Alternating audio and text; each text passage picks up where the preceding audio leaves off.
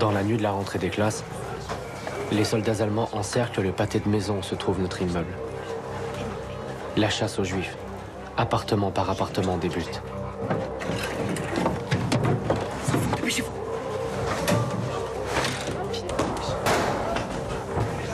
Serge, va avec ta soeur. Si.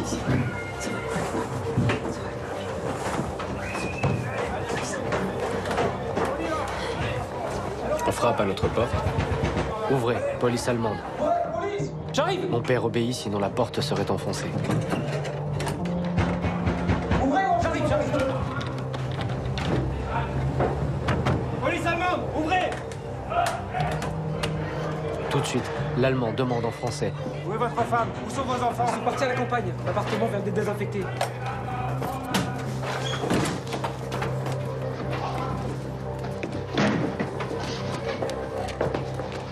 Prenez vos affaires.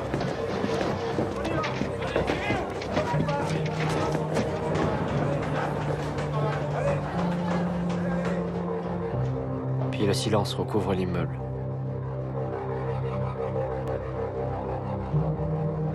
Le petit garçon caché dans le double fond du placard s'appelle Serge Klarsfeld. Il a 8 ans. Il ne reverra jamais son père. Arno Klarsfeld sera déporté à Auschwitz. Comme 6 millions de juifs, il sera victime de la folie meurtrière du nazisme. Un génocide sans précédent qui a poussé les Alliés dès 1943 à faire le serment de Moscou, poursuivre les criminels nazis où qu'ils soient. À la fin de la guerre, 80 000 criminels du Reich sont arrêtés. Quelques centaines sont reconnus coupables pour une nouvelle distinction du crime de guerre. Military tribunal judged you guilty of crimes against humanity. Un élan de justice qui va s'arrêter net en 1947.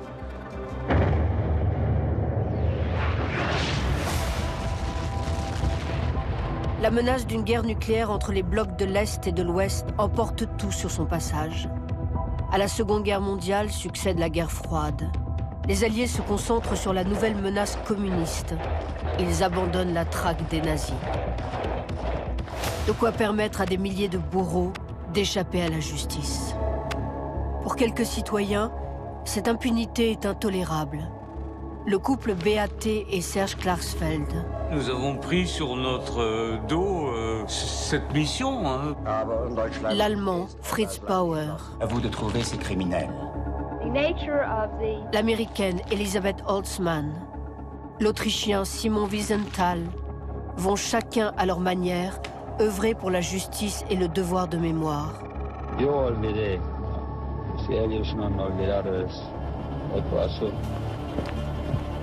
Sans mandat, sans argent ni expérience, ces justiciers de la mémoire vont traquer les criminels nazis durant 30 ans et découvrir un ennemi inattendu.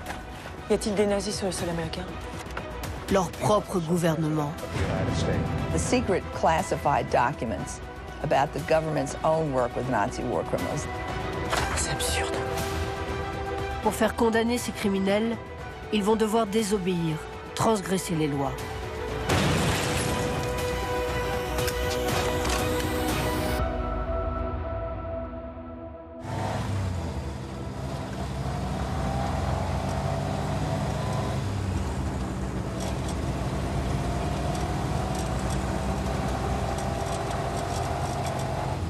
Au volant d'une voiture de location, Serge Klarsfeld s'apprête à basculer dans l'illégalité.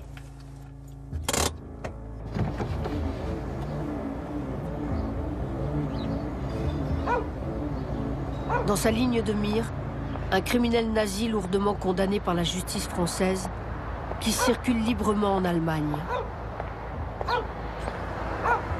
Il veut le ramener en France de force pour le contraindre à purger sa peine. On y va.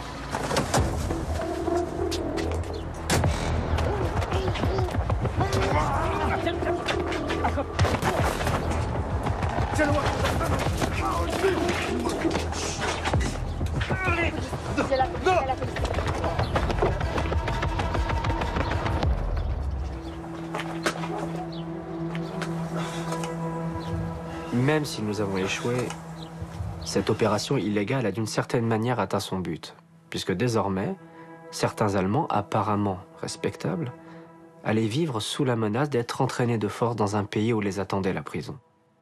Donc c'en était fini de l'impunité de tous ces criminels nazis dont les noms figuraient dans les livres d'histoire de la solution finale et qui vivaient jusque-là tranquillement en Allemagne.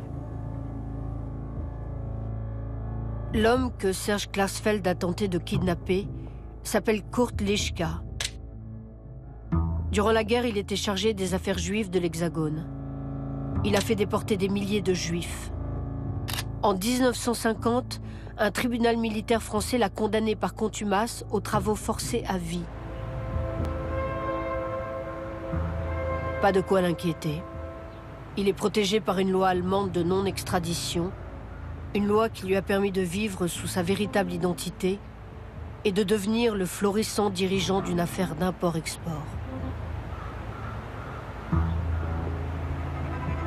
Jusqu'à ce que les Klarsfeld décident de l'exposer. D'abord en communiquant son adresse aux journalistes du monde entier.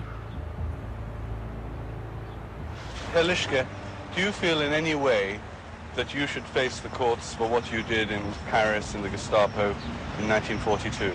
Das kann ich nicht beurteilen, nicht? Das hängt von den deutschen Gerichten ab. Aber wir haben Hunderte von Boden, die ihre Zeichen zeigen. Herr Lischka, man sagt, dass Sie viele tausende Juden umgebracht haben. Fühlen Sie sich überhaupt nicht schuldig? Das stimmt nicht. Das stimmt.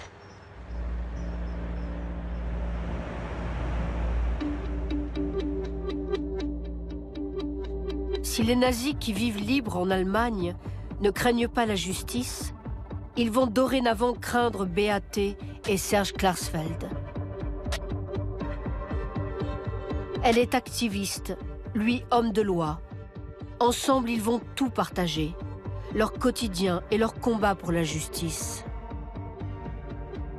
Interpol cherchait les escrocs internationaux, mais ne cherchait pas les criminels nazis. Il a fallu que des initiatives individuelles reprennent le manque d'efforts des différents pays. Nous avons pris sur notre dos cette mission. Hein. On était sur place, là où se trouvaient les criminels nazis. Beate Klarsfeld est allemande. Elle a grandi à Berlin. Sa famille n'a pas servi le nazisme, mais la jeune femme se sent investie d'un devoir moral, purger la société allemande du nazisme par tous les moyens. Qu'est-ce qui vous a amené à combattre le nazisme comme ça? Tout de même, 30 ans sont passés et... L'Allemagne a commis des crimes. La dernière guerre a demandé 50 millions de victimes, les 6 millions de juifs envoyés dans les fours crématoires. Eh bien, c'est le rôle des jeunes Allemands de montrer par des actes et pas par des paroles ce qu'il faut faire pour réhabiliter moralement le peuple allemand. Top télécinéma. Herbert Hagen mit l'imminence grise. Beate Klarsfeld fascine les médias. Elle va rapidement apprendre à s'en servir. Elle annonce dans différents journaux vouloir kidnapper 2 autres criminels condamnés par contumace en France. Herbert Hagen, l'organisateur de rafles à Paris et à Bordeaux. Il a échappé à sa condamnation aux travaux forcés à perpétuité en restant sur le territoire allemand. Ernst Heinrichson, qui a participé à la rafle du Veldiv de 1942, durant laquelle près de 13 000 juifs ont été déportés à Auschwitz. En France, il a été condamné à mort par contumace. En Allemagne, Heinrichson se promène les mains dans les poches, paisible maire d'une petite ville de Bavière où toute la population le soutient. Klarsfeld, der Ankläger, gegen unser Bürgermeister, der ist überhaupt nicht in der Lage, diese Sache genau zu wissen. Und warum rüßt er immer rum, macht den Mann seelisch und moralisch fertig. Er ist überhaupt nicht in der Lage, das zu wissen. Nur auf Argumente oder irgendwie nach schriftlicher Unterlage her. Pour une partie de la population, ces anciens nazis sont des personnalités respectables. Les Klarsfeld ont démasqué une centaine de ces nazis condamnés en France, qui, protégés en Allemagne, ont pu conserver de confortables positions dans les plus hautes sphères de la société allemande. Heinrich Ehlers était le chef de la Gestapo de Paris. Il est haut magistrat de Basse-Saxe. Heinz Bernhard Lammerding est directeur d'une entreprise de transport. Il a été condamné à mort pour le massacre d'Oradour-sur-Glane. Mais combien d'autres ont réussi à disparaître, à se faire oublier?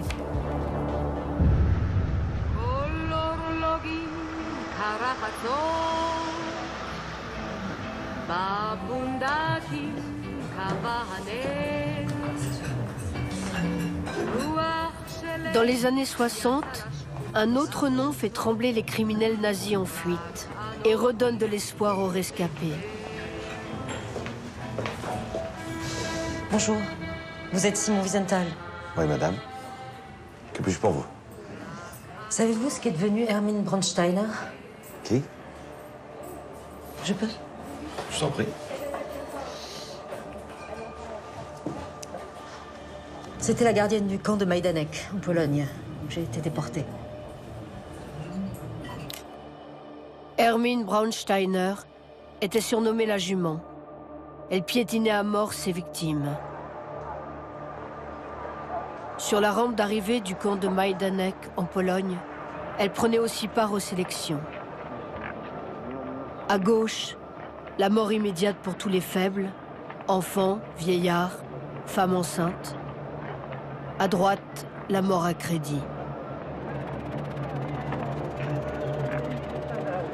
Un jour, sur la rampe, on a vu arriver de nouveaux prisonniers. L'un d'entre eux avait un sac à dos. Il y avait caché son petit garçon. Elle l'a vu.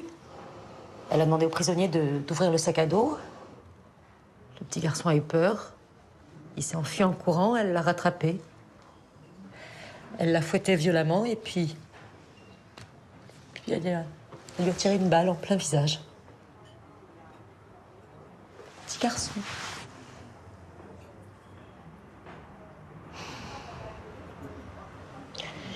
J'ai vu des hommes et des femmes cruels à Majdanek.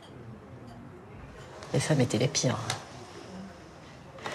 Et Hermine Braunsteiner était la plus vicieuse. S'il vous plaît, retrouvez-la.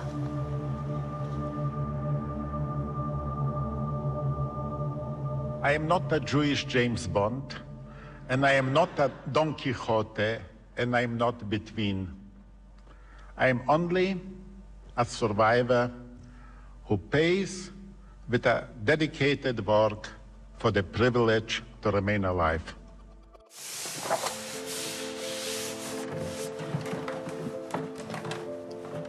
Depuis la fin de la guerre, Simon Wiesenthal sillonne le monde pour rassembler toutes les preuves des crimes nazis. Il s'est installé à Vienne, en Autriche, dans un petit bureau qu'il a baptisé le Centre d'information et de documentation sur les criminels nazis.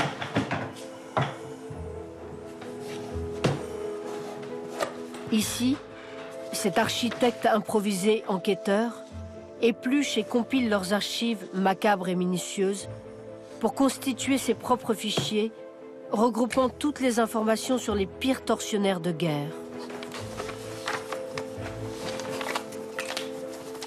J'ai décidé de créer une organisation quand j'ai compris que poursuivre les nazis était notre obligation, à nous, les survivants.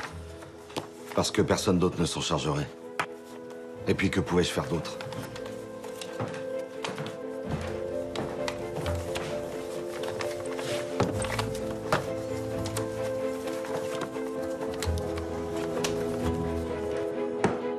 Un jour, j'étais encore dans le camp de Mauthausen.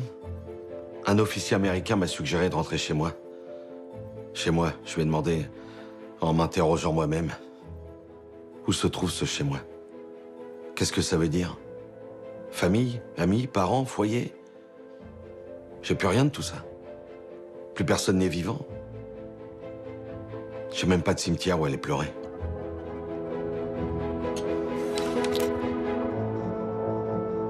Avec sa femme Silla, Ils sont les seuls rescapés d'une famille qui comptait 89 membres. Ensemble, ils ont eu une fille, Paulinka. Papa, je crois que j'ai trouvé. Alors, ce sont les comptes rendus du premier procès de Majdanek, du 27 novembre 1944. Et sur les 1700 SS qui s'y trouvaient, 80 ont été condamnés. Et Hermine Bronsteiner? Non, je la trouve pas. Montre-moi.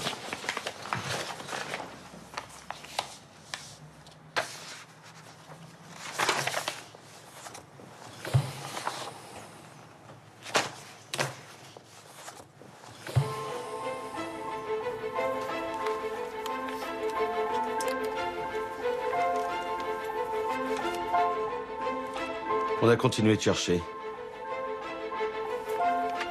Et à ma grande surprise, j'ai trouvé son nom dans le registre des criminels de guerre poursuivis en Autriche. Paulinka, je l'ai. Elle a été arrêtée pour ses activités dans un autre camp de concentration, celui de Ravensbrück. Elle a été condamnée à 3 ans de détention. Et après? Elle a purgé sa peine. Oui, mais après?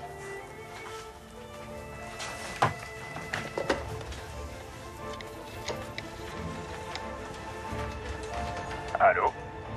Helmut, c'est Simon. J'ai besoin d'un service. J'ai demandé à un proche d'entrer en contact avec la famille de Bronsteiner. Une certaine Bronsteiner.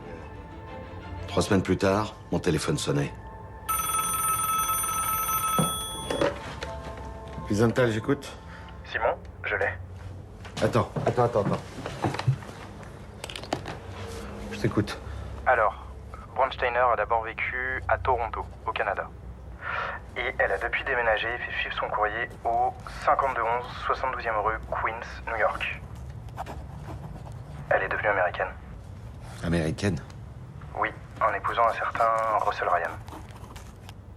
Merci beaucoup. Impensable. Les Américains ont accueilli 140 000 Juifs européens après la guerre. Comment auraient-ils pu en même temps offrir l'asile à une tortionnaire de camp d'extermination? Bonjour Simon. Bonjour Clyde. Simon Wiesenthal se tourne alors vers le correspondant du New York Times à Vienne. Un journaliste en qui il a toute confiance. Est-ce que tu as déjà entendu parler d'Hermine Bronsteiner? Non. Une ancienne gardienne de camp qui vivrait tranquillement à New York. Qu'est-ce que t'en penses? C'est plausible selon toi, ça? Des anciens nazis qui vivraient en toute impunité aux États-Unis? J'en ai jamais entendu parler. Vers qui je pourrais me tourner? T'aurais pas un contact à me recommander dans l'administration? Il faudrait contacter le service d'immigration, mais je peux pas t'aider là-dessus. Par contre, ce que je sais, c'est que la presse américaine est puissante. Alors, si t'as tous les documents qui prouvent ce que t'avances, si le New York Times écrit un article là-dessus, la pression de l'opinion publique provoquera l'entrée en scène des autorités. Je peux mettre un reporter new-yorkais dessus, si jamais t'as besoin de mon aide. Je t'ai déjà tout préparé.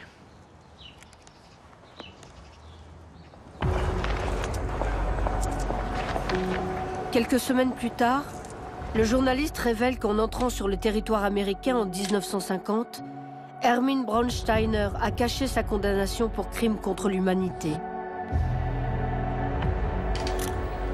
Aux yeux de la loi américaine, ce mensonge est une raison suffisante pour l'expulser.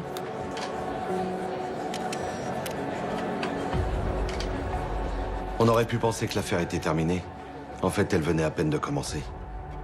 Durant 4 ans, le dossier d'Hermine Bronsteiner va circuler entre le service d'immigration et de naturalisation, le ministère de la Justice et les autorités autrichiennes. Mais Simon Wiesenthal n'est pas homme à baisser les bras. Après 9 ans de pourparlers, il convainc l'Allemagne de demander son extradition.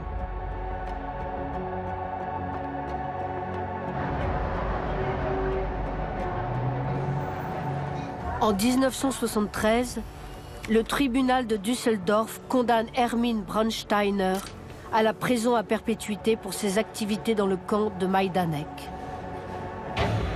Elle est la première citoyenne américaine à être extradée et condamnée pour crimes de guerre nazis. Cette affaire va mettre à jour un secret jusque-là bien gardé.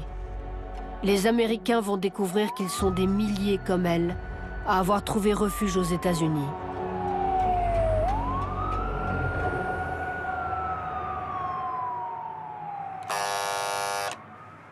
À New York, c'est un employé du service d'immigration américain qui révèle le scandale.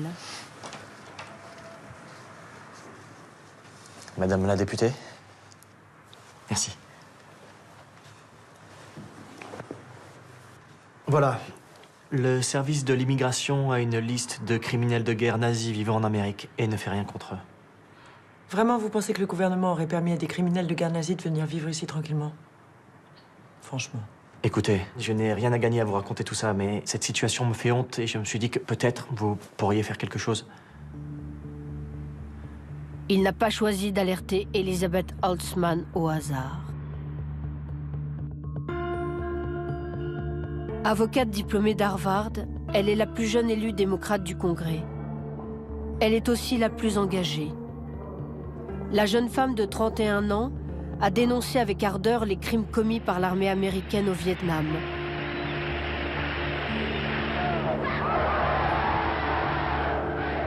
Elle a aussi pris fermement position contre Nixon dans l'affaire du Watergate. Comme toute sa génération, Elizabeth Holtzman vit de plein fouet la désintégration du rêve américain. Elle n'a plus confiance en son gouvernement. Pouvez-vous nous laisser, je vous prie? La jeune élue veut interroger le commissaire du service de l'immigration. Madame la députée. Y a-t-il des nazis sur le sol américain? Oui. Et combien y en a-t-il? Une cinquantaine. Et que fait le service d'immigration contre cette cinquantaine de criminels nazis? Voulez-vous voir la liste? Devant elle, 53 dossiers. Dans chaque dossier, un nom, une adresse et la description du rôle qu'ils ont tenu durant la guerre. SS, chef de police, tortionnaire. Sur le premier dossier, je lis un nom, disons John Smith. Il était chef de police dans une ville de Lettonie. Il est accusé d'avoir rassemblé 50 juifs et de les avoir abattus. Et puis plus loin, les mesures prises, le service d'immigration est allé rendre visite à John Smith chez lui. Ils ont posé une question. Comment vous sentez-vous, monsieur Smith? Êtes-vous en bonne santé? Ma santé va bien. Merci beaucoup, monsieur Smith. Au revoir.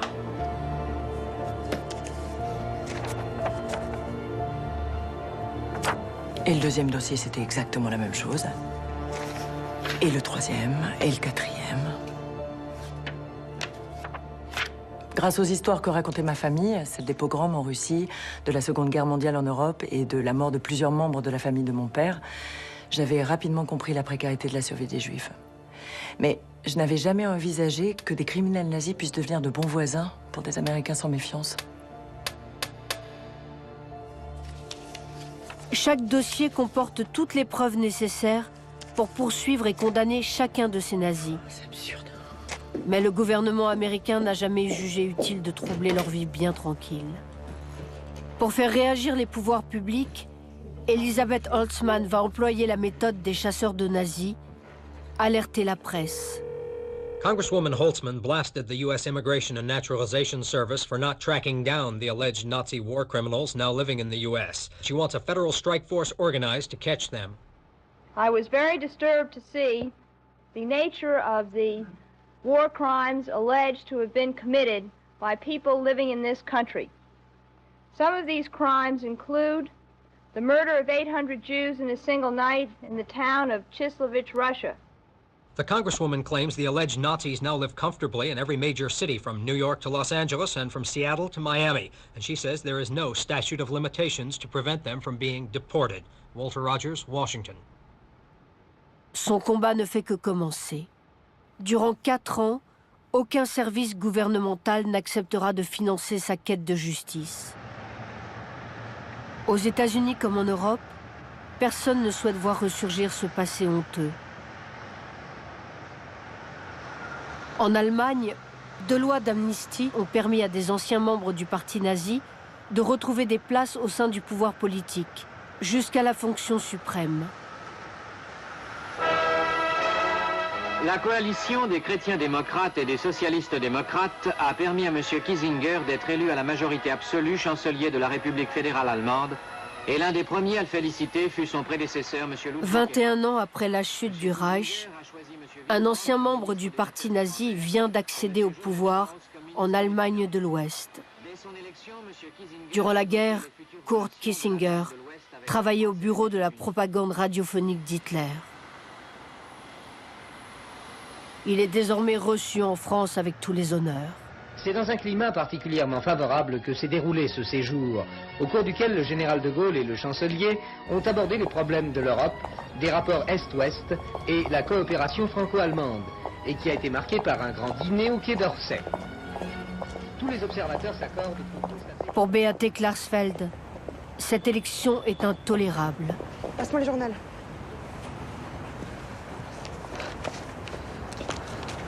Comment s'attaquer à un ennemi si puissant? Lis ça. Au chancelier élu démocratiquement à la tête d'un pays qui a retrouvé toute sa souveraineté. Pour les Klarsfeld, une seule solution. Dénoncer le passé du chancelier.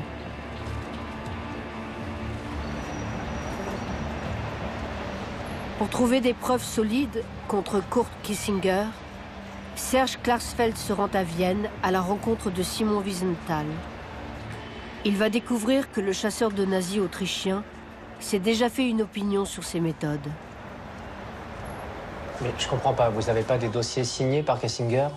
Ou des preuves de son rôle dans la diffusion des idées nazies, quelque chose? Je regrette, mais un homme politique comme Kiesinger n'entre pas dans mon domaine. Je me suis documenté surtout sur les SS, les bourreaux des camps, les maîtres d'œuvre de la solution finale. Pas sur un homme comme Kiesinger. Je suis pas d'accord. Pour moi, Kiesinger est aussi coupable qu'un simple gardien de camp. Je dois vous avouer que je suis un petit peu déçu. Il était au conseil d'administration des services d'écoute allemands. Bon, d'accord, il a pas maltraité des déportés, mais c'était quand même un haut fonctionnaire du parti.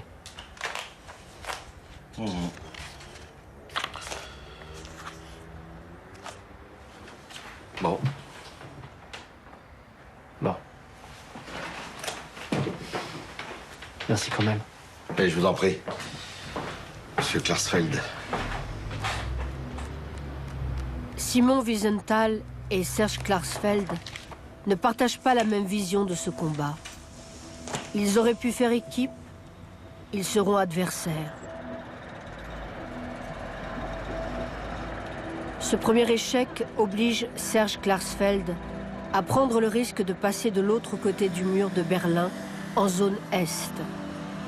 Ici, sont stockés des milliers d'archives de l'appareil administratif du Reich. Mais il doit se montrer discret. Ce voyage pourrait éveiller les soupçons des services secrets.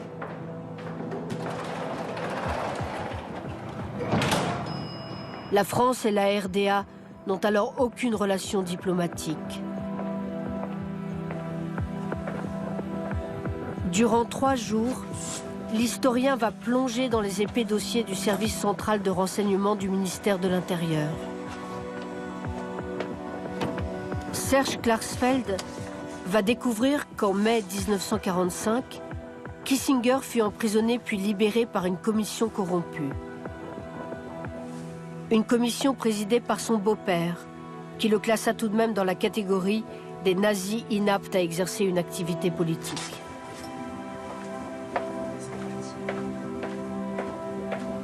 Ce document dépasse toutes ses attentes.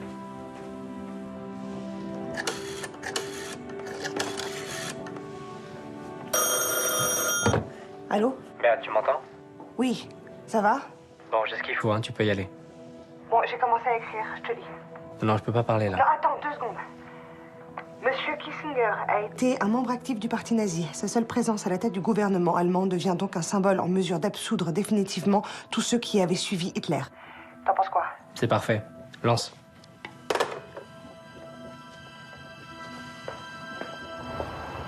Beate Klarsfeld, qui travaille pour l'Office franco-allemand, rompt son devoir de réserve en signant, dans le journal Combat, issu de la Résistance, 3 articles contre Kissinger.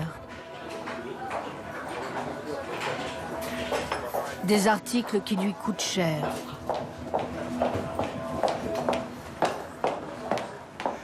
Le directeur vient de m'en mettre une lettre, ils ouvrent une procédure disciplinaire contre moi. Et pourquoi? À cause des retards? Non, pas à cause des retards. Pour raisons politiques. Écoute ce qu'il écrit. J'ai fait ouvrir à votre rencontre une procédure disciplinaire tendant à votre révocation. En effet, l'article « Le sommeil trouble de l'Allemagne » apparu sous votre signature dans le journal Combat du 21 juillet 67 constitue une infraction grave aux obligations des agents de l'Office. C'est pas vrai. Sous la pression de Kissinger, l'Office franco-allemand a renvoyé Beate Klarsfeld. Un événement qui marque un tournant dans leur vie. Faut qu'on se batte, Serge. Mais évidemment qu'on va se battre. Tu sais ce que ça veut dire? Ça veut dire que ta carrière, ça veut dire que notre vie familiale, la sécurité matérielle, tout ça, ça va passer en second plan. Oui, je sais. Mais on va le faire. Ouais, on va le faire. Pourtant, en cette année 1968, les militants et activistes paient de leur vie leur engagement. Martin Luther King et Bobby Kennedy sont assassinés. Rudi Dutschke, un jeune Allemand de gauche, proche de Beate Klarsfeld, est victime d'un attentat.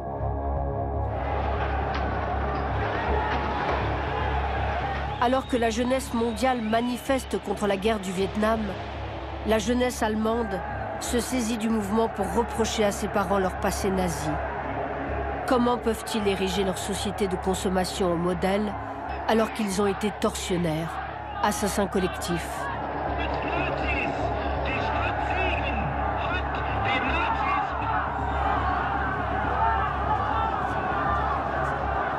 Les coups de matraque seront leur seule réponse. L'Allemagne se fracture. Et Beate Klarsfeld devient l'un des symboles de cette rupture entre 2 générations.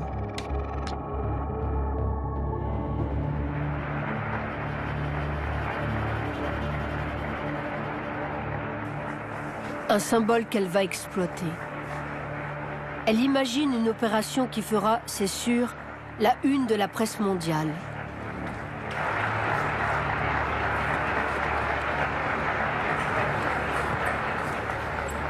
Munie d'une fausse carte de journaliste, elle réussit à s'introduire au congrès du Parti chrétien-démocrate et à déjouer les 6 gardes du corps armé qui protègent le chancelier. Je parviens à me glisser derrière la tribune. Et alors, je suis pas très courageuse, donc j'évite de penser au danger. Et au moment d'arriver à côté de Kissinger, il se retourne légèrement. Et là, je me mets à hurler « Nazi, nazi !» et je le gifle sans même regarder l'expression de son visage.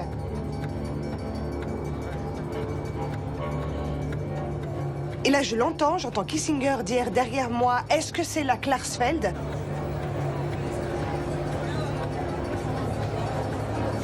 Ensuite, je me souviens qu'on m'a ceinturé, qu'on me pousse, on me tire vers une sortie. Et moi, je pense qu'à une chose, ça a réussi. Ça a réussi.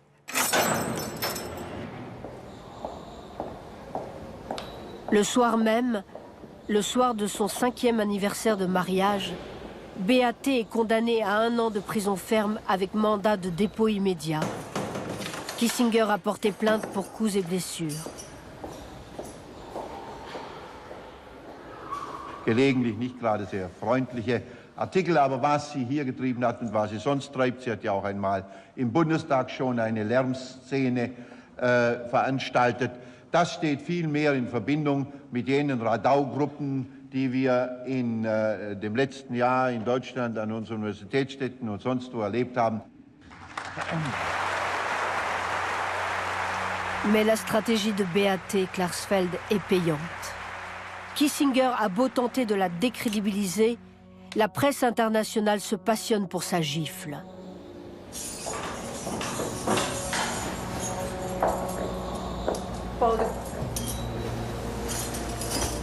Sous la pression médiatique, l'Allemagne la libère rapidement.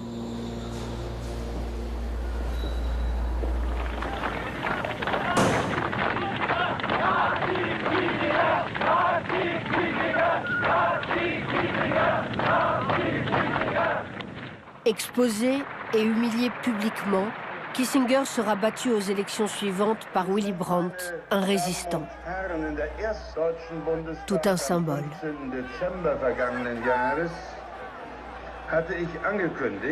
Pour beaucoup, une page de l'histoire se tourne.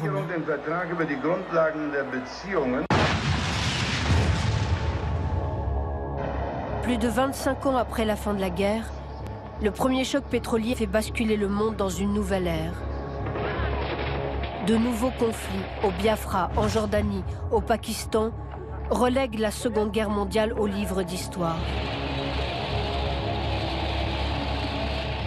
Mais pour les chasseurs de nazis, le temps n'efface pas les crimes commis. Seule la justice a ce pouvoir.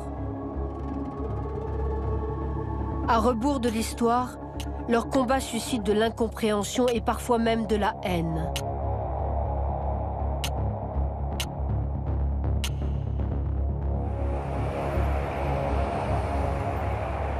À Paris, certains voudraient faire taire les Klarsfeld, pour de bon. Un matin de mai 1972, ma mère m'annonce que j'ai reçu un paquet, mais que le chat, contrairement à ses habitudes, n'a pas fait ses griffes dessus.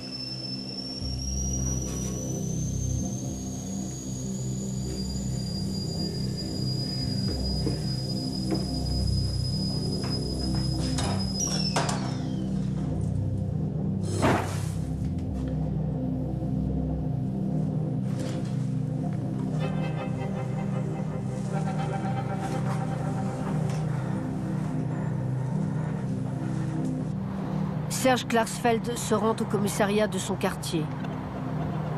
Madame, attention, merci. Il apprendra que la boîte contenait assez de dynamite et de clous de tapissier pour faire sauter tout l'appartement.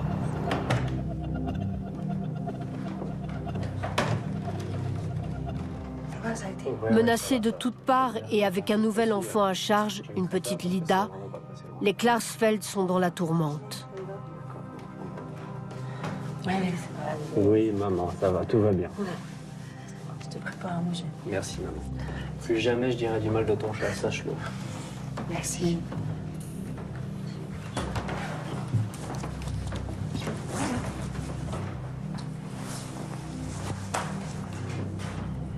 Serge vient d'être diplômé de droit. Il a dû quitter son ancien emploi et ça fait 3 mois qu'on vit sur ses indemnités. On a dû quitter notre vaste appartement. Tu veux que je t'aide? Non. La liberté d'action est à ce prix. Bon, je te laisse. Merci. Ils ont besoin d'une victoire. Le jeune avocat se concentre sur le criminel Kurt Lischka, qu'il avait tenté de kidnapper. Son objectif, trouver une preuve des crimes de Lischka pour convaincre la justice allemande d'instruire enfin son procès. Béate Béate Quoi? Je t'entends pas. Tu es où? Je suis dans la salle de bain. Alors regarde. Ça, ce document, c'est un rapport du service des affaires juives de la Gestapo à propos de Lischka. Dans la conversation, j'ai donné à Lischka une vue d'ensemble sur la question juive et la politique concernant les juifs en France. J'ai pu constater qu'il était un adversaire sans compromis des juifs, qu'il approuvait à 100% une solution finale de la question juive ayant pour but l'anéantissement sans reste de l'adversaire. Regarde la signature. C'est la signature de Lischka? C'est la signature de Lischka. Là, ça va être difficile pour la justice allemande de ne pas le poursuivre. Et si elle se montre réticente? Si elle se montre réticente, on fera comme on l'a toujours fait. Lischka, murder! Nazi! Nazi! Murder! Lischka, murder! Nazi! Faute de réaction, Les Klarsfeld continuent leur opération coup de poing pour obliger la justice allemande à se positionner. Qui doit-elle juger? Les auteurs de ces manifestations ou le criminel de guerre? Lischka, Mörder! Oui, Mörder, oui. À 3 reprises, le couple organise des commandos pour aller détruire la devanture des bureaux de Lischka à Cologne. Nous ne céderons pas, nous ne renoncerons pas avant que l'ensemble des criminels qui ont agi en France soient jugés par les tribunaux allemands. Je comprends pas leur méthode de travail. Les nôtres sont totalement différentes. Nous capturons d'abord le criminel, puis nous alertons la presse. Klarsfeld fait l'inverse. Nos actions sont parfois provocantes, mais elles servent à faire réagir des gens dans une époque qui ne veut plus entendre parler de ce passé. C'est à travers les débats et la passion suscitée que sera réglé le problème de tous ces bourreaux qui vivent encore en toute liberté. L'histoire évaluera l'action des Klarsfeld face à celle de Wiesenthal. Quelle personnalité sera la plus importante? Ça semble évident.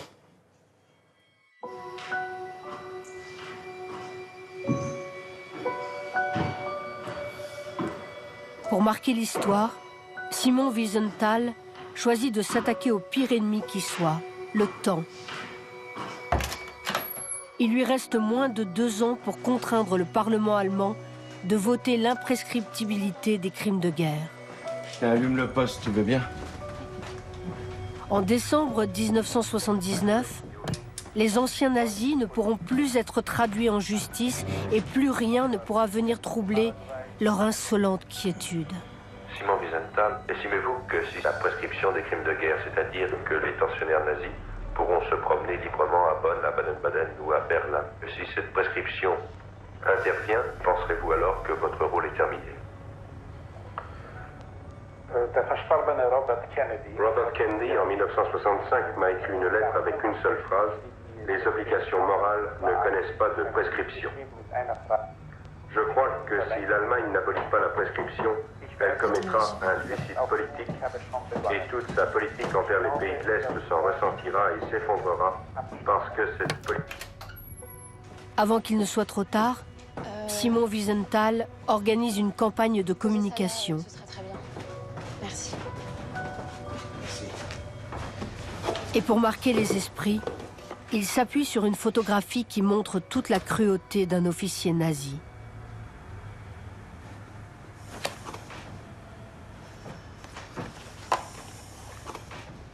Bah tiens, écrit. Cet assassin court toujours. Comme lui. Des milliers de criminels nazis sont encore en liberté. Ils attendent le 31 décembre 1979. Date à laquelle leurs crimes seront prescrits. Les crimes contre l'humanité doivent être exclus des lois de prescription. C'est un devoir moral. Un avertissement aux générations futures. Simon Wiesenthal fera parvenir 40 000 de ces cartes postales à tous les gouvernements. Mais durant plus d'1 an, sa campagne reste lettre morte.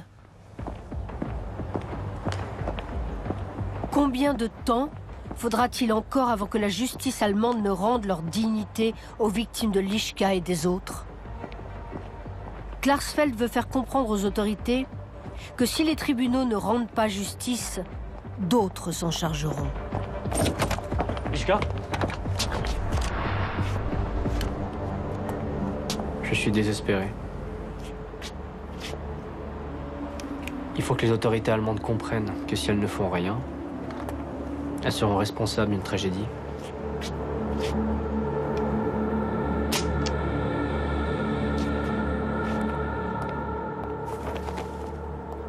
La pression exercée sur le gouvernement allemand par les Klarsfeld et Wiesenthal porte ses fruits.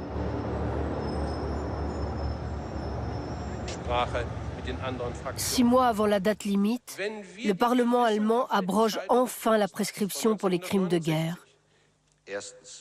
Lischka, Hagen et Henrichsson ne seront pas extradés vers la France, mais pourront être jugés en Allemagne.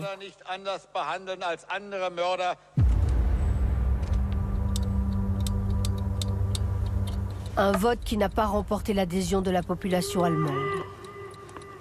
Une majorité s'y est même opposée.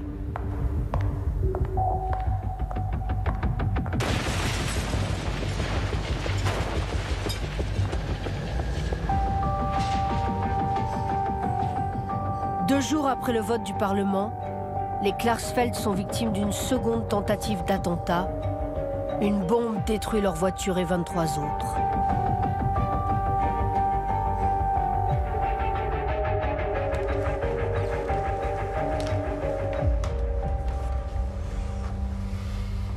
Une organisation qui se fait appeler Odessa revendique l'attentat et continue de menacer le couple qui doit se rendre au procès des 3 criminels nazis à Cologne.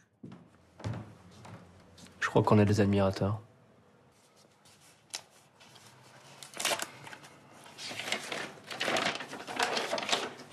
Nous vous prévenons, nos camarades allemands de l'organisation vous attendront là-bas. Ils seront armés et leur détermination sera à la mesure de la haine qu'ils éprouvent pour vous. Ils ont fait le serment du sang. Si Klarsfeld vient à Cologne, on le descend. Alors, monsieur Klarsfeld, avez-vous toujours l'intention de vous rendre à Cologne? Plus que jamais. Devant le tribunal de Cologne, Serge et Beate Klarsfeld ne sont pas venus seuls.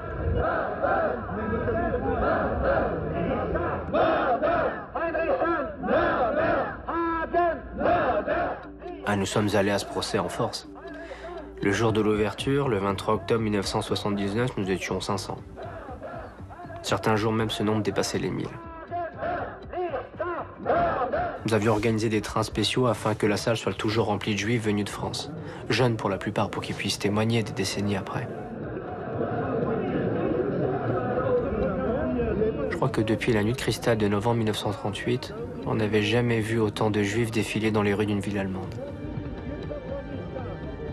À l'issue du procès, Heinrichsson est condamné à 6 ans de prison.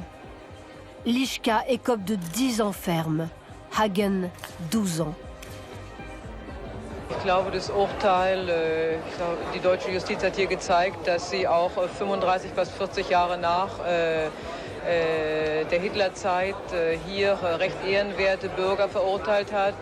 Lischka, Hagen und Heinrichsson, der Bürgermeister ist und Rechtsanwalt. Je suis soulagé parce que c'est un verdict qui non seulement condamne les crimes qui ont été commis par ces hommes, mais qui également condamne la protection dont ils ont bénéficié, qui était le fait d'une génération qui n'est pas celle des membres de la cour d'assises qui ont moins de 45 ans. Il aura fallu près de 35 ans d'un combat acharné pour que la justice allemande cesse de protéger les criminels de leur passé. Une victoire immense pour le couple dont les années de lutte souvent incomprises trouvent enfin tout leur sens.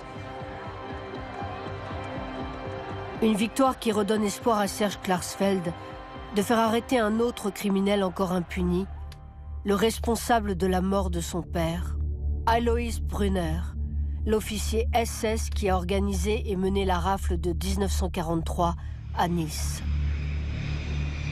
Il vient de retrouver sa trace en Syrie. En juin 1982, Serge Klarsfeld part à Damas pour demander son extradition.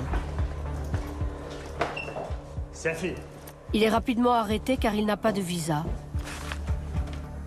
En revanche, il a dans sa serviette un dossier complet contre Alois Brunner. De quoi prouver tous ses crimes.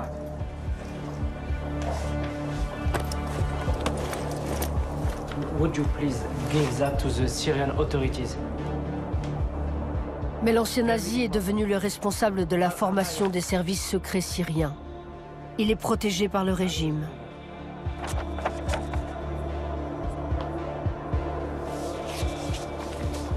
Il est expulsé.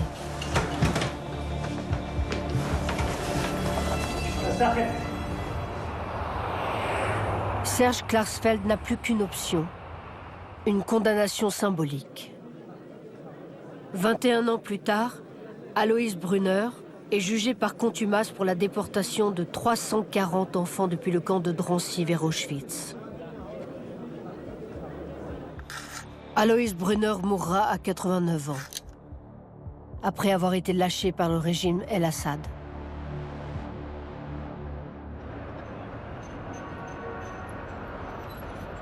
À l'aube des années 80, ces procès donnent de la visibilité au combat des chasseurs de nazis. Après 4 ans d'inertie, le combat d'Elisabeth Holtzman va enfin bénéficier d'un coup de projecteur inattendu. Une série télévisée va générer une émotion nationale. Holocauste raconte l'histoire du Troisième Reich en suivant le parcours d'une famille juive. 120 millions d'Américains vont suivre chaque épisode.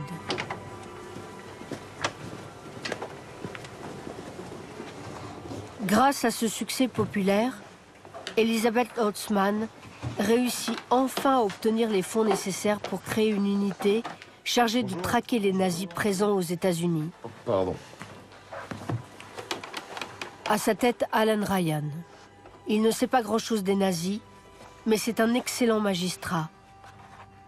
Il réunit une équipe éclectique, des avocats de première instance, de jeunes diplômés de droit, des historiens, des analystes du renseignement et des enquêteurs criminels.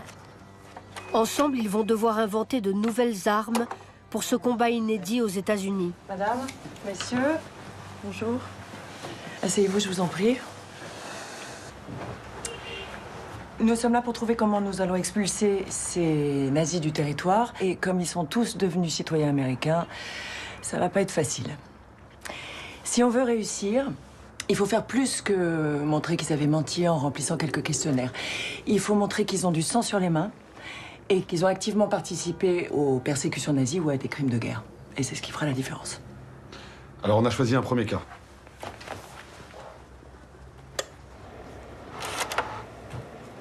Je vous présente Carl Linas, arpenteur géomètre de Greenlaw dans l'État de New York.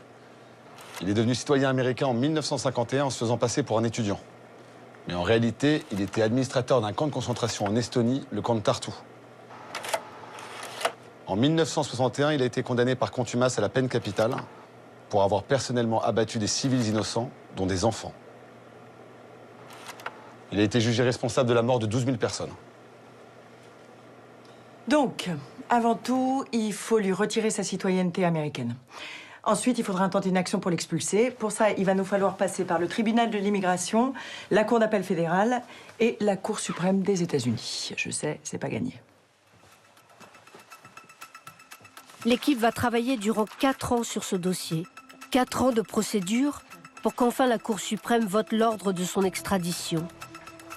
Carl Linas doit être renvoyé en Union soviétique où il a commis ses crimes pour l'ouverture d'un nouveau procès.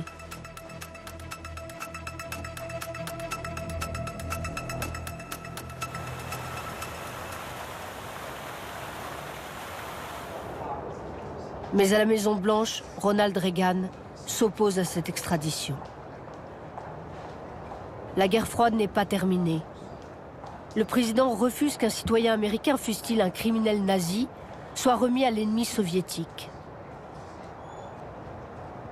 Le cabinet de Reagan va mettre au point une contre-opération secrète. Ils choisissent une date bien précise, le mardi 14 avril 1987, le jour de Pessah, la Pâque juive. Un jour férié pour Elisabeth Holtzman. Elle n'est pas censée travailler.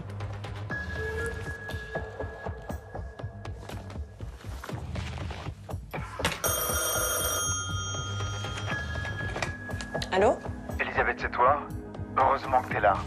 Bah, je passe 2 minutes, qu'est-ce qui se passe? Le ministère de la Justice prévoit d'envoyer Linas au Panama aujourd'hui. Ils ont trouvé un arrangement avec le gouvernement panaméen. Quoi, aujourd'hui? Oh, les salauds. Ils ont fait exprès de programmer ça aujourd'hui, personne de l'OSI n'est au bureau. On fait quoi là? On a quelques heures, son avion décolle à 16h30. Il est hors de question que Linas parte au Panama. Jamais ils le poursuivront pour ses crimes là-bas. Il va finir sa vie sous les palmiers, un cocktail à la main. Très bien. Appelle l'ambassadeur panaméen et demande une réunion immédiate. Dis-lui bien qui est Linas, parle-lui des femmes et des enfants qu'il a assassinés, et puis fais-lui croire qu'on a eu tout le monde, d'accord? Toute la presse. Et que toutes les associations juives sont furieuses que le Panama accepte Linas. Moi, je m'occupe d'alerter les journalistes.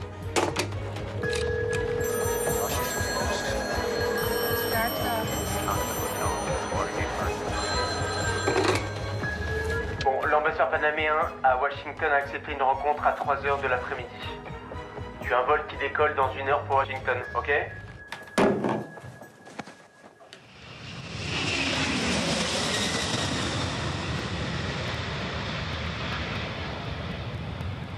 Le temps que j'atterrisse à Washington, toute la presse était déjà là et l'ambassade publiait une annonce. Le Panama revenait sur sa décision et refusait d'accueillir Karl Linas. Notre opération de dernière minute avait réussi. Convicted Nazi war criminal Karl Linas, he's on his way to the Soviet Union where he is under a death sentence. Karl Linas mourra d'une crise cardiaque avant l'ouverture de son procès.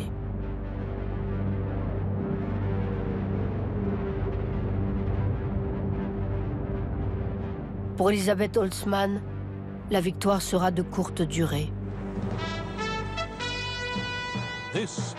Au même moment, une nouvelle dénonciation va lui apporter la preuve définitive de la compromission de l'État américain avec des criminels du Reich. Beate Klarsfeld est sur le point de révéler que les États-Unis ont recruté l'un des pires nazis en toute connaissance de cause.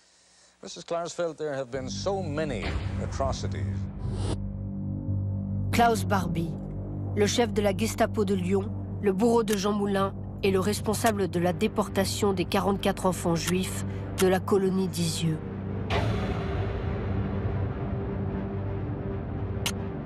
Depuis 30 ans, il était réfugié en Bolivie, protégé par le régime. Durant 11 ans, Beate Klarsfeld l'a traqué sans relâche jusqu'à La Paz pour prouver qu'il se cachait sous la fausse identité de Klaus Altmann. Je suis venue ici avec les documents que j'ai reçus du procureur de Munich pour les montrer aux autorités boliviennes pour qu'ils puissent rendre compte. Et comme vous dites, Altmann et Barbie sont bien la même personne. Des preuves qui ont convaincu le gouvernement français de faire pression sur la Bolivie pour enfin aboutir à son extradition le 25 janvier 1983.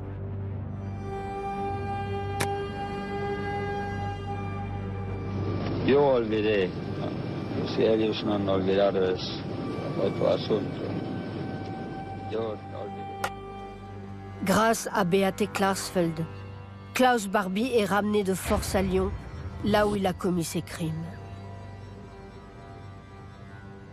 There is a story which suggests that U.S. intelligence officers helped hide Klaus Barbie and may indeed have assisted him to flee to South America.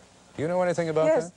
Sure. Barbie was working for the American forces in Munich and in Augsburg because Barbie was an old enemy of the communism, so he gave a lot of information to the Allies and the Americans. The thing became embarrassing for the United States when French asked finally the extradition of Klaus Barbie to France, and in this time in 1950 he went to South America. Les déclarations de Beate Klarsfeld ont un retentissement immense aux États-Unis. L'affaire fait la une de tous les grands journaux et remonte jusqu'à Washington.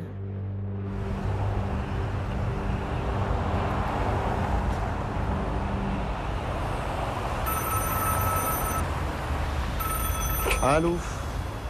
Alors oui, c'est exactement ça. L'OSI travaille à traquer les nazis, mais aux États-Unis. Et ni la France ni la Bolivie ne font partie de ma juridiction. Non, non, je suis désolé, je connais rien du passé de Barbie.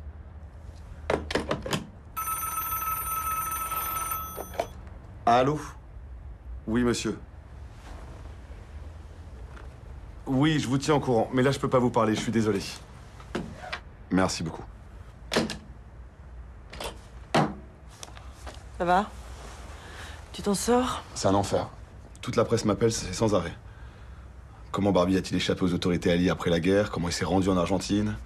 Les Américains ont-ils entravé la justice française?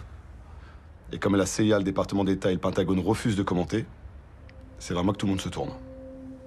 Sauf que moi, je connais rien à cette histoire. Je sais où tu vas pouvoir trouver des documents.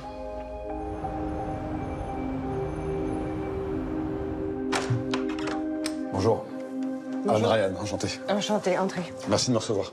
Ne pouvant compter sur les services américains, Elizabeth Holtzman envoie Alan Ryan rencontrer de manière officieuse le couple Klarsfeld. Je te rappelle. Pardon, excusez-moi. Ils espèrent trouver à Paris des documents qui obligeront les services américains à déclassifier leur dossier secret défense. Vous avez déjeuné? Non, pas encore. Eh ben, je vous propose qu'on mange un morceau. Avec plaisir, je vous suis. Alors, dites-moi, de quoi vous avez besoin? J'ai besoin de connaître exactement le rôle joué par les États-Unis. À savoir si le gouvernement américain a vraiment protégé Barbie. Merci. Et puis comment elle a été recrutée par l'armée, ce qu'il a fait pour nous et ce que notre gouvernement a pu dire au vôtre. Je pense qu'avec les documents que Bennett a récupérés à Munich et ceux que j'ai trouvés dans les archives françaises, je pense qu'on a largement ce qu'il vous faut, à mon avis. Déjà, il faut savoir que quand le gouvernement français a appris que Barbie travaillait pour les Américains, la France a fait une demande d'extradition écrite. Voici la réponse des États-Unis. Merci.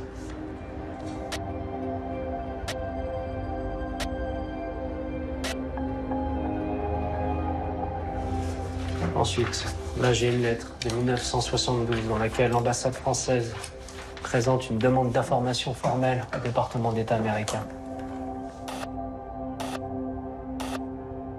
Ils voulaient la preuve qu'Altman et Barbie étaient bien la même personne.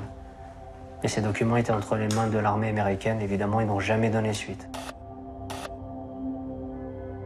C'est aberrant. Sous une pression intense, le ministère de la Justice a finalement accepté d'enquêter sur le rôle des États-Unis dans cette affaire. Et nous avons su que tout était vrai. Barbie a bien travaillé pour le contre-espionnage de l'armée américaine en France. Et pour éviter qu'il ne soit capturé par les Français qui voulaient le juger pour crime de guerre, des représentants du gouvernement américain lui ont permis de fuir en Amérique du Sud. Ils étaient si désireux d'aider Barbie qu'ils ont commis un crime. C'est maintenant notre devoir d'expurger l'histoire honteuse des relations de notre gouvernement avec les criminels de guerre nazis.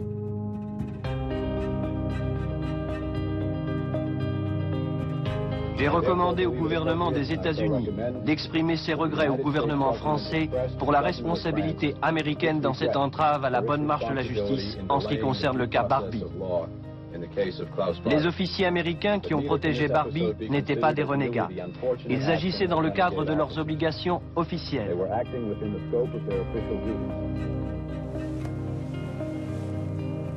Après 10 ans d'un nouveau combat, Elizabeth Holtzman fera voter une loi pour déclassifier les documents de la CIA et du FBI. Merci. Plus de 8 millions de pages vont révéler l'impensable. Un millier de nazis a été recruté par les agences de renseignement qui leur ont ensuite permis d'acquérir la nationalité américaine. Des scientifiques comme Werner von Braun, un haut gradé SS durant la guerre, le créateur des fusées V2 qui ont détruit Londres. Il est devenu le directeur du centre de vol spatial de la NASA. Mais aussi des espions, comme Tcherim Sobzokov. Durant la guerre, il était un membre de la Waffen-SS, surnommé le Führer du Caucase. La CIA lui a permis de s'établir dans le New Jersey pour espionner ses voisins dans la lutte contre le communisme. Seulement 70 de ces criminels nazis seront extradés pour être jugés en Europe ou en Israël.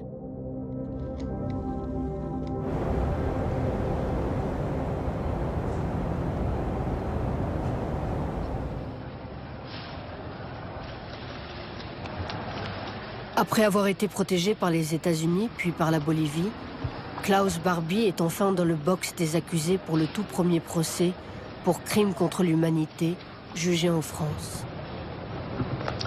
Veuillez vous asseoir, monsieur l'accusé. Asseyez-vous. Le tout premier procès filmé par des caméras françaises pour l'histoire. Les avocats de la partie civile. Des parties civiles. Monsieur le Président, Messieurs les conseillers, Mesdames et Messieurs les jurés. Un jour de printemps 1944, Barbie liquide le foyer d'enfants juifs d'Isieux par cette rafle qui devait les conduire sur la rampe de Birkenau-Auschwitz, où j'aurais dû moi-même arriver à l'âge de 8 ans en 1943 avec mon père, si le fragile double fond d'un placard ne m'avait sauvé des recherches de Brunner et de ses gestapistes. À l'issue des audiences, Klaus Barbie est reconnu coupable de 17 crimes contre l'humanité et condamné à la prison à perpétuité le 4 juillet 1987, 42 ans après la fin de la guerre. Les images du procès ont un retentissement considérable, partout dans le monde. Des images qui font écho à l'un des tout premiers procès filmés d'un criminel nazi, survenu 26 ans plus tôt dans la ville de Jérusalem. Un procès qui a révélé au monde l'ampleur des crimes nazis. Le procès d'Adolf Eichmann, l'administrateur en chef du plus grand génocide de l'histoire.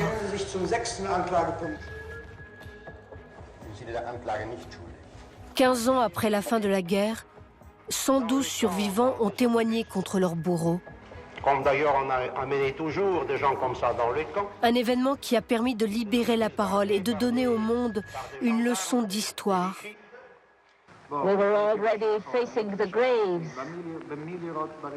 The German asked, "Who do you want me to shoot first?"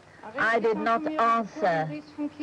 I felt him take the child from my arms. The child cried out and was shot immediately.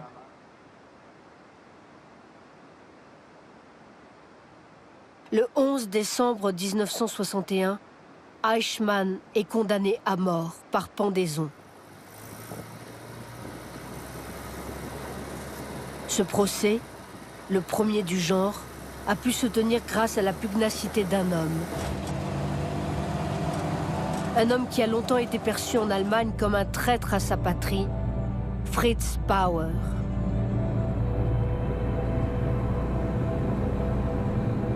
Durant la guerre, ce magistrat socialiste et juif a été persécuté par la Gestapo, exclu de la fonction publique et contraint à l'exil.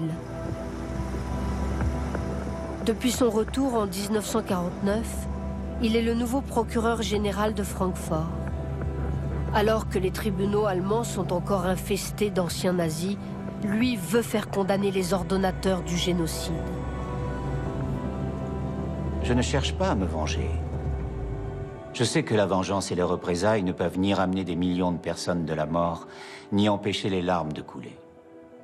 Mais examiner les horreurs du génocide au cours de procès pourrait fournir de précieuses leçons historiques, juridiques et morales. Sa cible, Adolf Eichmann. Son défi, réussir à le traduire en justice dans le dos de ses pairs. Fritz Bauer n'a d'autre choix que de prendre contact avec une puissance étrangère, le représentant d'Israël en Allemagne de l'Ouest. Bonjour. Bonjour. Une initiative dangereuse qui pourrait lui coûter sa carrière et sa liberté. J'ai retrouvé la trace d'Eichmann. Il est en Argentine. Il se cacherait depuis 10 ans dans la banlieue de Buenos Aires, sous la fausse identité de Ricardo Clement. Une bière, s'il vous plaît. J'ai été informé par un homme qui vit en Argentine et en qui j'ai toute confiance. Sa fille a fréquenté un jeune homme, un certain Klaus Eichmann, qui ne cache pas sa fierté d'avoir vu son père participer à l'extermination des Juifs. Que comptez-vous faire? Je vais être parfaitement franc avec vous. Je ne sais pas si nous pouvons compter sur la justice allemande ici. Et encore moins sur le personnel de l'ambassade d'Allemagne à Buenos Aires. L'ambassadeur est un ancien du ministère des Affaires étrangères nazi. Je ne vois pas d'autre moyen que de vous parler. Je vous promets de faire remonter les informations le plus vite possible.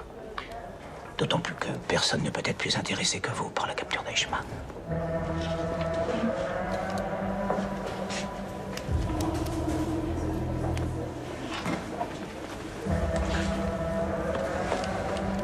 Le nom d'Adolf Eichmann est apparu publiquement pour la première fois lors du procès de Nuremberg, 10 ans plus tôt, durant l'audition de l'un de ses bras droits. Did you gain any knowledge or information as to the total number of Jews killed under this program? Eichmann persönlich sprach immer von mindestens 4 Millionen Juden. Manchmal nannte er sogar die Zahl von 5 Millionen. Er sagte, er würde lachend in die Grube springen, denn das Gefühl, das er 5 Millionen Menschen auf dem Gewissen hätte, wäre für ihn außerordentlich befriedigend.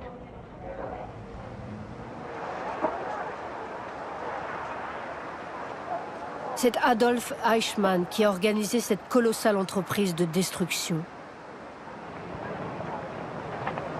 C'est lui qui a imaginé dire aux Juifs déportés qu'ils partaient travailler à l'Est.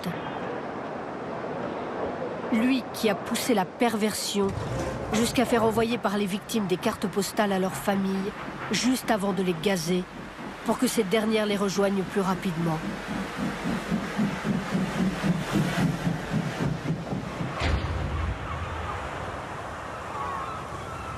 Mais Israël a d'autres priorités que de traquer les criminels nazis, fussent-ils l'artisan du génocide. À l'aéroport de Tel Aviv, l'arrivée des migrants russes inquiète Israël. En pleine guerre froide, le petit pays craint que l'URSS, allié aux pays arabes, n'envoie des taupes pour les espionner. Le Mossad, la jeune agence de renseignement aux moyens encore limités, a pour première mission de les démasquer.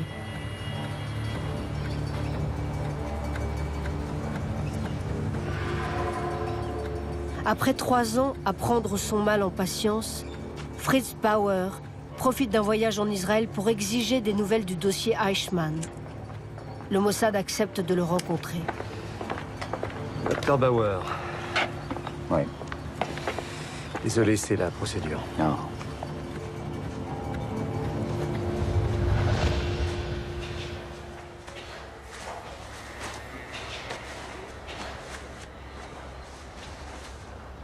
Dr Bauer, excusez-nous pour toutes ces précautions. Qu'est-ce que vous faites?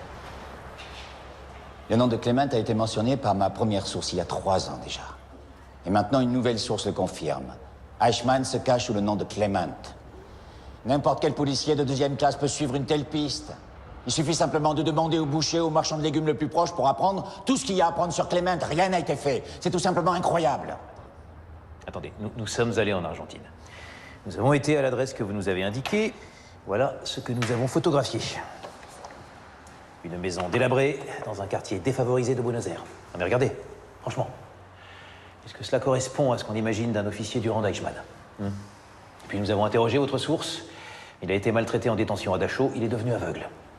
Monter une opération aussi périlleuse requiert des preuves plus solides que le témoignage d'un aveugle. Non, attendez. La triste vérité, c'est qu'on n'a pas poussé l'enquête assez loin et qu'on a perdu du temps.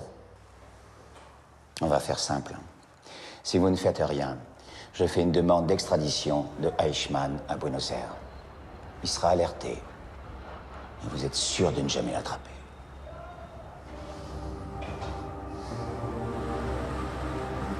Le chantage exercé par Fritz Bauer contraint le Premier ministre israélien David Ben-Gourion à reconsidérer sa position, mais il hésite encore. Suivre la voie diplomatique ruinerait toute chance de capturer Eichmann. Le kidnapper en Argentine serait considéré comme une attaque contre la souveraineté du pays.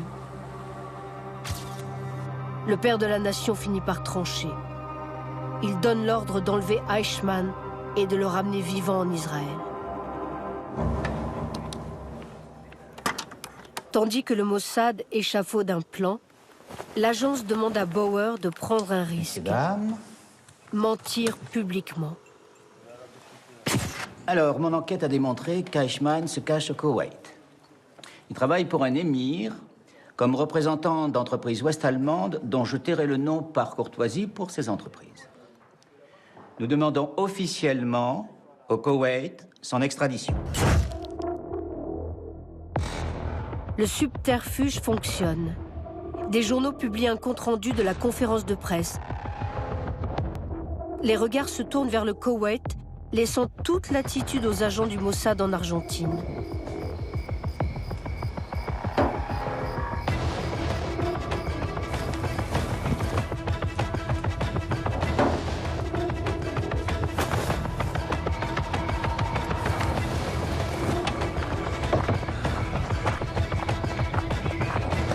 Señor. ¡Ayuda!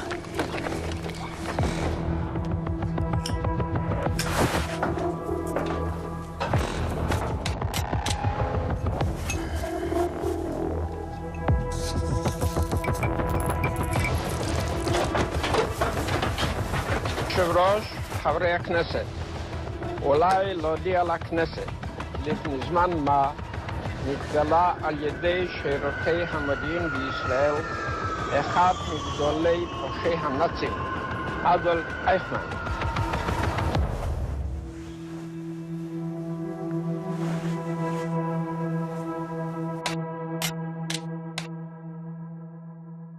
Pourriez-vous, Monsieur le Président, m'expliquer pourquoi le gouvernement israélien est toujours aussi secret sur les conditions de l'arrestation d'Eichmann?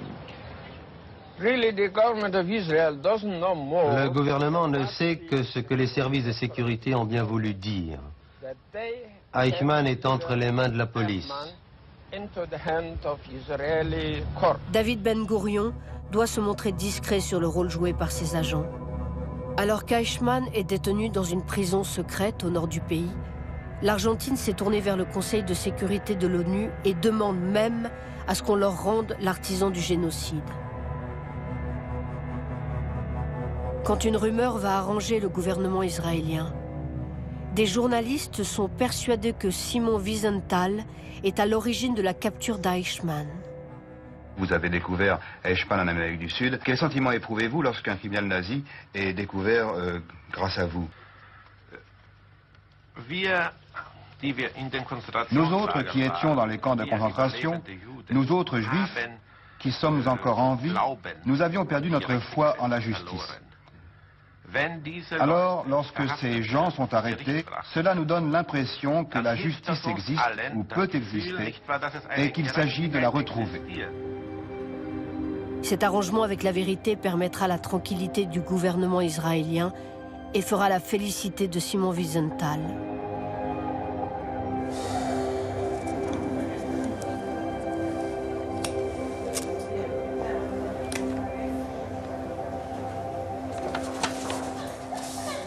À Francfort, Fritz Bauer ne peut célébrer cette victoire que secrètement, même si des bruits courent.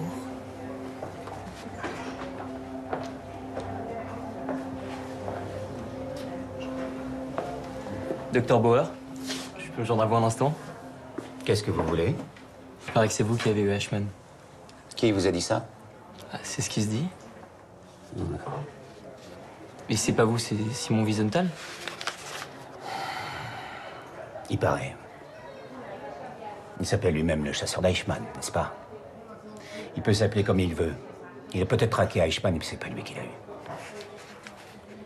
Et là, ce n'est pas nous en Allemagne qui l'avons jugé. Le ministère de la Justice allemand a refusé de demander à Israël son extradition.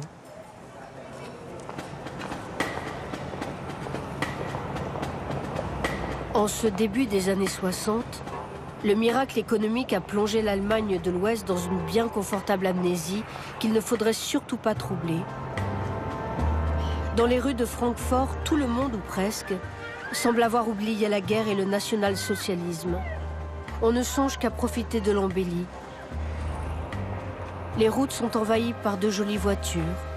Les magasins font le plein. Les gens ont un travail, des vacances. Tout va bien. Deutschland ist heute stolz auf sein Wirtschaftswunder. Es ist auch stolz, die Heimat Goethes und Beethovens zu sein.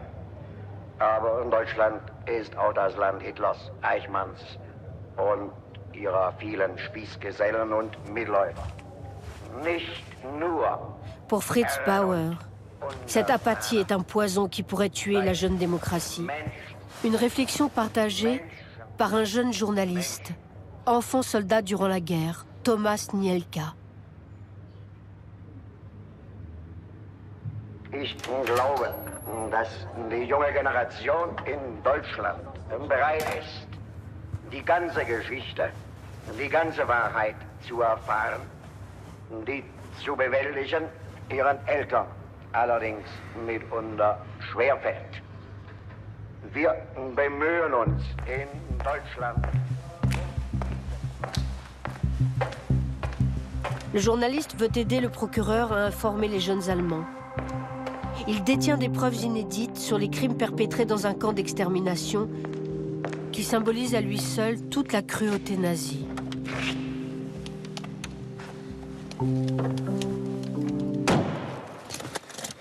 Alors voilà. C'est un rescapé des camps qui m'a donné ces documents. Le camp d'Auschwitz, en Pologne. Il y a des listes entières de noms de victimes. Et à côté, les noms de leurs assassins. Tous ces documents sont préimprimés.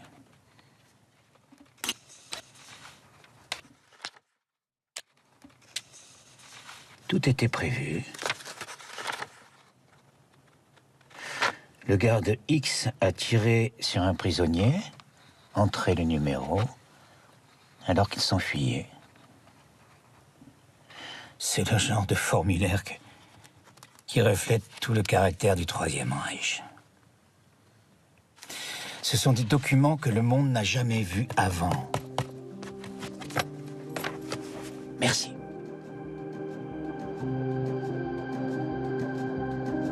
Des documents qui pourraient permettre de révéler, enfin, les crimes commis dans le camp d'Auschwitz.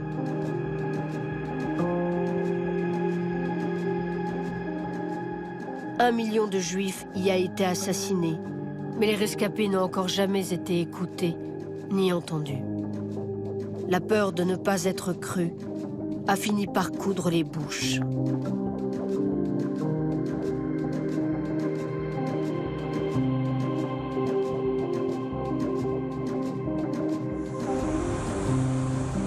D'autant qu'en 1959 et 61, une vague d'antisémitisme leur fait craindre le retour des persécutions. Incendie d'une synagogue, inscription haineuse, profanation, 700 actes sont recensés en Allemagne.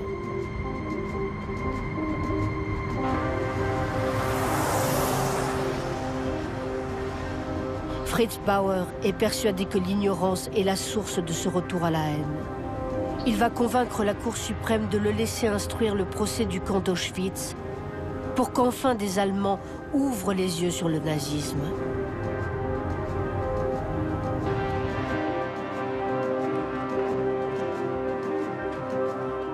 Au palais de justice de Francfort, 80% des magistrats sont d'anciens membres du parti hitlérien. Ces bureaux sont souvent fouillés et des dossiers disparaissent. Je vous ai vu à la télévision. Vous cherchez quoi, au juste? Vous voulez que chaque jeune de ce pays se demande si son père était un meurtrier? Oui, c'est exactement ce que je veux. Bauer ne peut faire confiance à personne. Bonjour. C'est pourquoi il recrute 3 jeunes procureurs, trop jeunes pour avoir exercé sous l'Ancien Reich. Leur mission? Fermez la porte, s'il vous plaît. Trouver des preuves contre les 5500 SS impliqués dans le fonctionnement du camp d'extermination d'Auschwitz. Il y a 3 catégories d'Allemands qui ont soutenu le régime nazi. Les types obéissants qui suivaient les règles, ceux qui soutenaient les nazis parce que c'était avantageux pour eux, et les vrais dévots, qui embrassaient volontairement cette idéologie. Et cette dernière catégorie est probablement le plus grand groupe. Et ça, les gens ont tendance à oublier. C'est pourquoi cette procédure peut et doit ouvrir les yeux du peuple allemand sur ce qui s'est passé.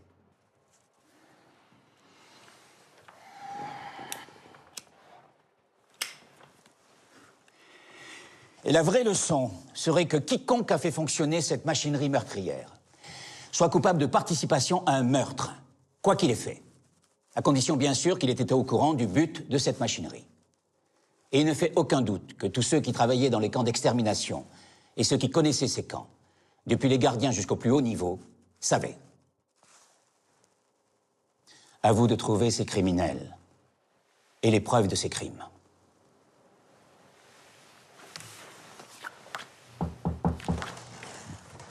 Bonjour. Allez-y, entrez. Bonjour, monsieur Langbein. Monsieur. À la tête d'une association de rescapés du camp d'Auschwitz, Hermann Langbein. Il a convaincu d'autres survivants de venir dénoncer leur bourreau. Pouvez-vous identifier des personnes sur ces photos?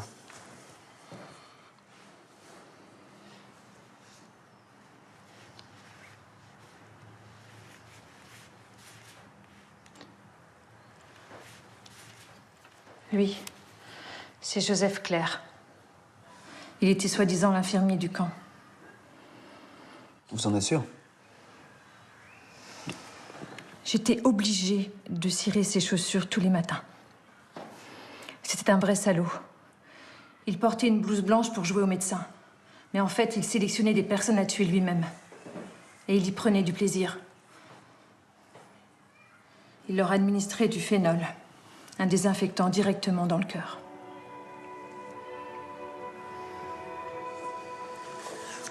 Très bien. Merci.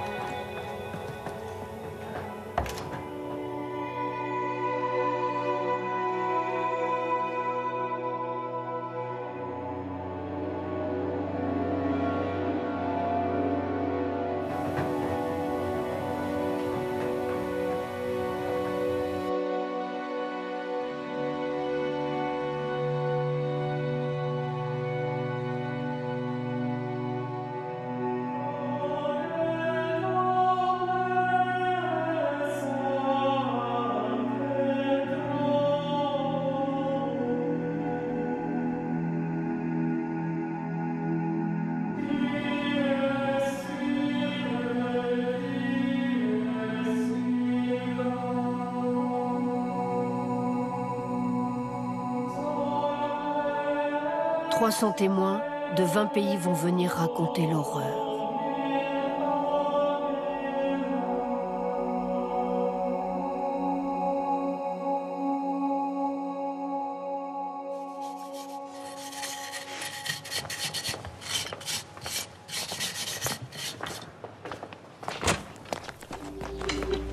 Bonjour, monsieur.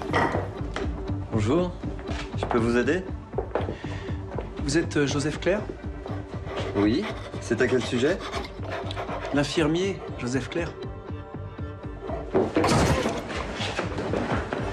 Vous êtes en état d'arrestation pour homicide volontaire dans au moins 475 cas et complicité de meurtre dans 2730 cas.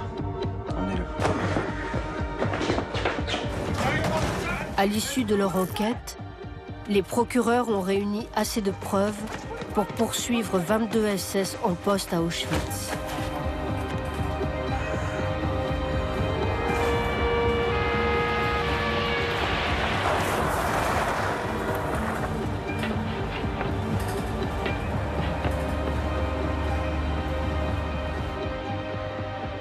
Au prix d'une longue instruction menée secrètement, le procès d'Auschwitz s'ouvre enfin.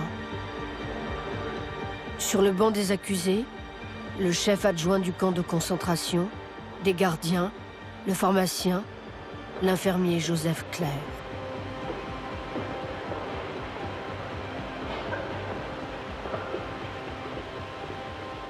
Vor dem Schwurgericht am Landgericht in Frankfurt am Main ist eröffnet. Chaque jour, plus de 20 000 Allemands se pressent aux portes du tribunal.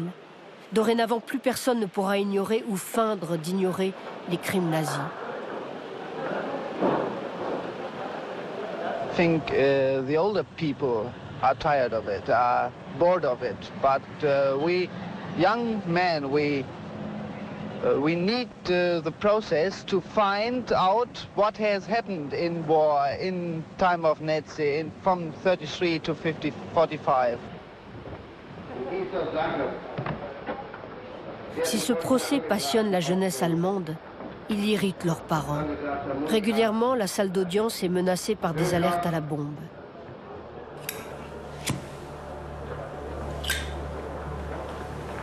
Durant toute la durée des audiences, Fritz Bauer reste en retrait. Pour ses détracteurs, il n'est qu'un juif qui cherche à se venger.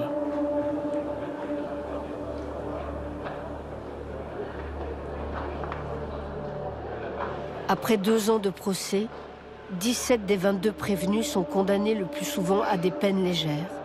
Joseph Clair, lui, est condamné à perpétuité. Aux yeux de la loi fédérale allemande, le crime contre l'humanité n'existe pas. Ils sont jugés comme de simples meurtriers de droit commun, c'est tout. Mais pour l'Allemagne d'alors, c'est amplement suffisant. Ce verdict permet de sauvegarder les apparences d'une justice prête à condamner son passé nazi.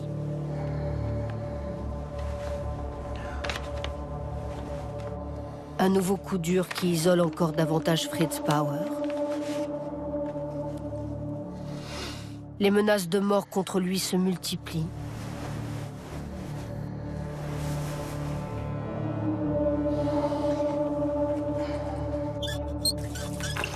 Le 1er juillet 1968, sa femme de ménage le trouvera inanimé dans sa baignoire. L'autopsie démontrera qu'il a avalé 5 somnifères. Suicide, assassinat, les circonstances de son décès ne seront jamais élucidées.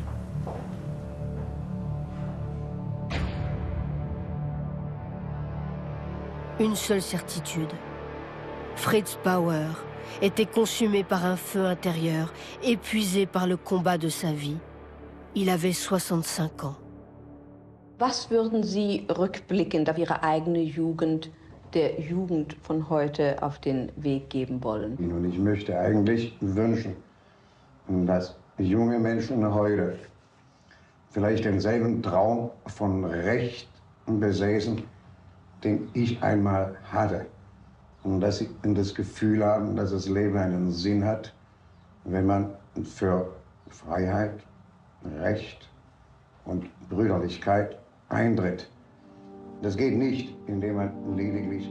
Beate et Serge Klarsfeld, Simon Wiesenthal, Elisabeth Holtzmann sont tous les 4 des héritiers de Fritz Bauer.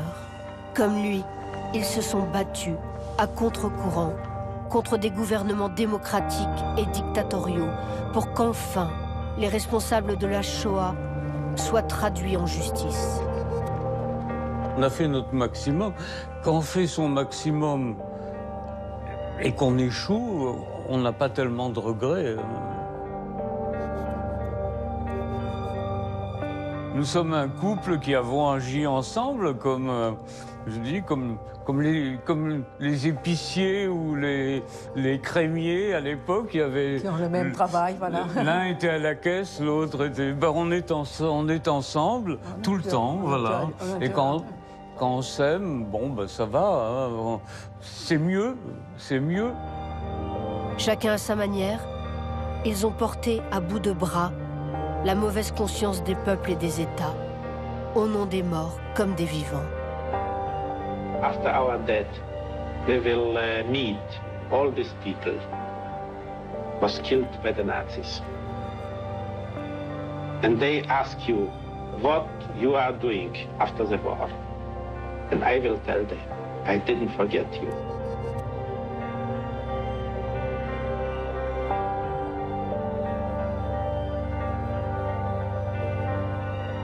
The Holocaust tells us what people are capable of, the depravity, the cruelty, the destructiveness, the inhumanity. We know what the world is capable of, and we see it again. Bosnia, Rwanda, Cambodia. You just can't count on decency, justice to happen on its own. People have to fight for it.